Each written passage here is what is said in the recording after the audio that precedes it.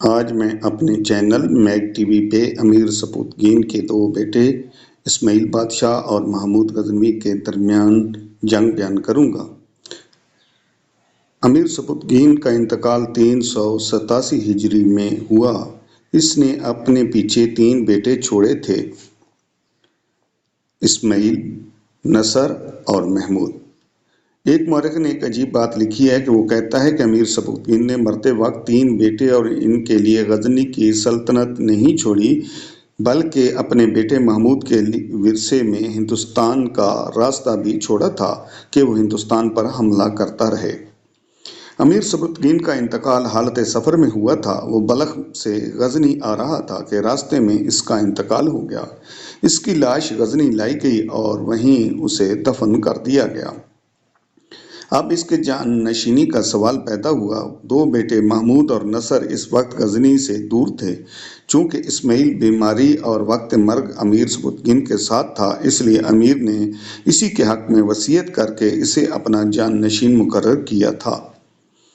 اس وصیت کے مطابق عمرا نے اسے بلخ کے مقام پر ہی تخت پر بٹھا دیا تھا۔ محمود اپنے آپ کو تخت کا وارث اور اہل سمجھتا تھا۔ اسے جب ان حالات کا علم ہوا تو اس نے ابو الحسن حمدی کے ہاتھ اپنے بھائی اسماعیل کے نام ایک مراسلہ بھیجا، جس میں اس نے کہا تھا کہ ہمارے والد گرامی کا انتقال ہو چکا ہے۔ ان کی وفات کے بعد حکمرانی کا ذمہ داریاں اٹھانا مجھ پر عائد ہوتی ہیں۔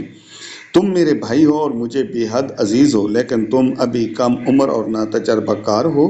تمہارے لیے ممکن نہیں کہ تم حکومت کا کاروبار چلا سکو، اس لیے تمہیں چاہیے کہ تخت میرے حوالے کر دو۔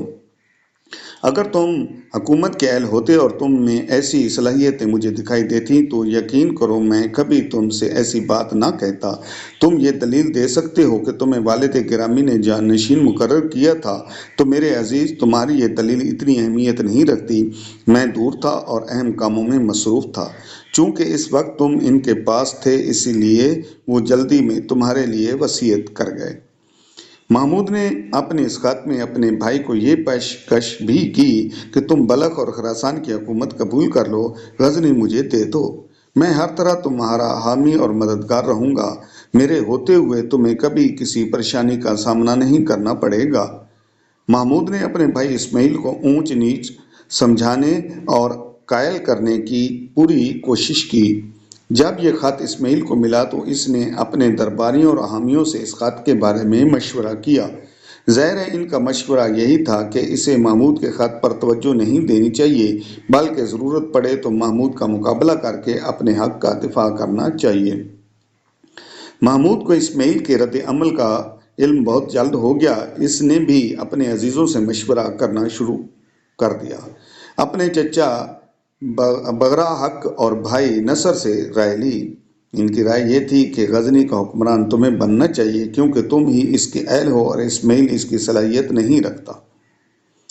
اقتدار کے لیے جہاں دوسروں کے خلاف جنگیں لڑنی پڑتی ہیں، وہاں اپنوں کے خلاف بھی میدان جنگ میں نکلنا پڑتا ہے۔ یہ اقتدار کا المیہ بھی ہے اور تقاضا بھی۔ محمود نے اپنے چچا اور بھائی کو ساتھ لیا اور فوج کے ساتھ اپنے بھائی اسماعیل سے نمٹنے کے لیے نشاپور سے روانہ ہوا۔ اسماعیل جو اس وقت بلخ میں تھا، فوج لے کر مقابلے کے لیے غزنی کی سمت بڑھا۔ محمود غزنوی پر مورخوں نے بہت الزامات عائد کیے ہیں، تاہم اس واقعہ کے حوالے سے تمام مورخ اتفاق کرتے ہیں کہ جنگ سے پہلے دونوں بھائیوں کی فوجیں جب ایک دوسرے کے سامنے صف آرا ہونے والی تھیں تو اس وقت محمود نے ایک بار پھر اپنے بھائی اسماعیل کے نام ایک قاصد روانہ کیا کہ وہ جنگ سے باز رہے اور میں نے جو پیشکش کی تھی اسے قبول کر لے۔ جنگ میں بیکار بہت سے لوگ مارے جائیں گے اور اس کے ہاتھ کچھ نہ آئے گا۔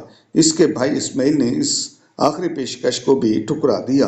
امیر سبکتگین نے جو طاقت جمع کی تھی، جو فوج بنائی تھی، اب 2 حصوں میں تقسیم ہو گئی تھی۔ دونوں بیٹوں میں بٹی ہوئی فوج ایک دوسرے کے خلاف صف آرا تھی۔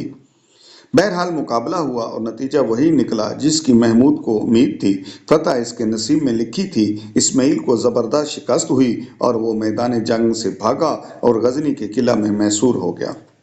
شکست کے باوجود شاید اس کے دل میں کوئی امید باقی تھی کہ محمود اس کا تعاقب نہ کرے گا اور اسے چھوڑ دے گا۔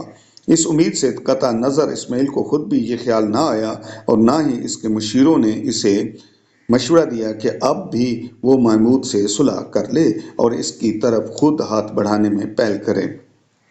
اگر وہ ایسا کرتا تو یقیناً اسے اس انجام سے دوچار نہ ہونا پڑتا جس کا انتخاب اس نے خود کیا تھا۔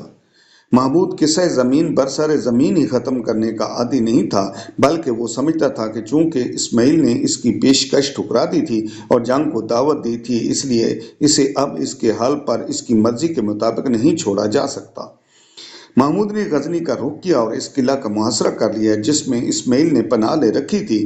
قلعہ کی مضبوط فصیلیں اور قلعے کی فوج بھی محمود کا راستہ نہ روک سکی اور اس نے غزنی کا قلعہ فتح کر لیا اور اس کے ساتھ ہی غزنی کا تخت بھی۔ محمود نے اپنے بھائی کے ساتھ پھر بھی اچھا سلوک کیا۔ اس زمانے میں تخت کے وارثوں اور حریفوں کو قتل کرنا بہت معمولی سی بات سمجھی جاتی تھی۔ اسماعیل نے نہ صرف اس کی پیشکش کو دوبارہ ٹھکرا دیا بلکہ اس کے ساتھ جنگ بھی لڑی تھی، جس میں اگرچہ کم ہی صحیح لیکن محمود کا بھی نقصان ہوا تھا۔ اس لیے اگر وہ اسے قتل کر دیتا تو اسے کوئی کچھ نہ کہہ سکتا تھا، لیکن محمود نے اسے قتل نہیں کیا بلکہ اسماعیل کو قید کر کے جرجان بھجوا دیا اور وہ اپنے بھائی کے خون سے اپنے ہاتھ رگڑنے کو تیار نہ تھا۔ نصر اس کا بھائی تھا اور اس نے محمود کا ساتھ دیا تھا، اس لیے محمود نے نصر کو نیشا پور کی افواج کا افسر اعلیٰ بنا دیا اور خود بلخ میں امیر سبکتگین کے تخت پر متمکن ہوا۔ اب اس کا کوئی حریف نہ تھا۔